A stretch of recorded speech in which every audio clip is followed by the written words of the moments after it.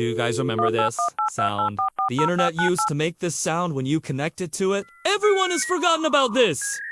I'm gonna explain what was happening back then. But first, let me set the scene. It's the year 1998. You are sitting at your computer. You just got a new computer. It's a Pentium 2, 450 megahertz, and you have Windows 98 installed. You go into the control panel and install an internet connection. This was dial-up. You would have to dial into an internet service provider.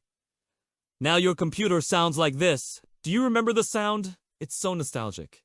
Why did they make it this way? Why was it necessary for the computer to sound like this when connecting to the internet? Well, there's a reason for everything. So I went deep into the whole story of why this sound was created and how it evolved over the years.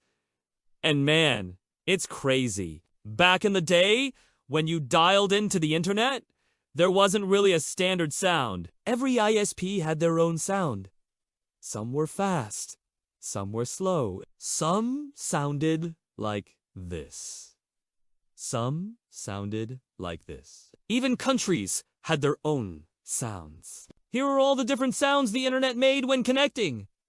Some of these are fast, some of them are painfully slow. But you can hear all the different variations. There's no standard. Then, in 1996, the US government wanted to create a standard sound for the internet, so they held a contest. They wanted something short, something simple, something easy to recognize. After the contest, they had 2 finalists. One of them sounded like this.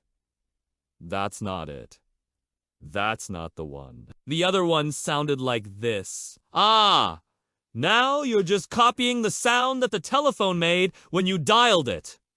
That's cheating. I didn't say anything yet, and then someone came along and said, well, I think we should use something that sounds like a modem. That's how people were connecting to the internet back then. We should use a modem sound. And this guy actually won the contest. He created this sound by using a program called Sound Designer. He used a technique called frequency modulation, where you take a low frequency and then you modulate it with a higher frequency. This creates a sound that is rich in harmonics. He then took this sound and he added reverb and some chorus to it, and voila, you have the sound that the internet is known for today. The funny thing is, this guy also worked at Apple, and this sound is actually part of the Mac OS X sound library. He never patented it or copyrighted it, so anyone could use it. But the question is, why do we even need a sound for connecting to the internet? What does it mean for the computer to connect to the internet? Well, back in the day,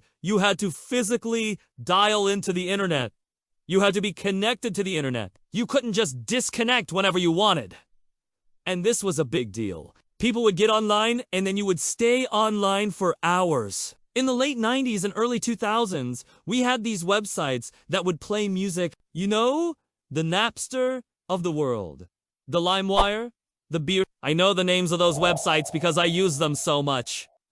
My computer was always connected to the internet. The sound of the internet became part of our everyday life. It was like white noise. We also had these really cool screensavers that would show you the different IP addresses and the different hops that your data was taking to get to a website. It was like a game. Let's see how many milliseconds it takes to load Amazon.com. Oh, 3 hops!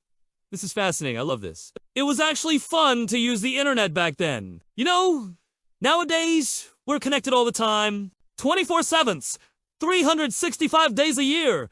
You're connected. Your phone is connected. Your laptop is connected. Your smartwatch is connected. It's crazy. Back in the day, it was a luxury to be connected. It was a luxury to have access to the internet. Now, it's a human right. Everyone should have access to the internet. The funny thing is, if you actually listen to the sound of the internet, it sounds like the sound of a dial-up modem. It doesn't matter if you have gigabit, fiber optic, internet. If you listen closely, it still sounds like a modem.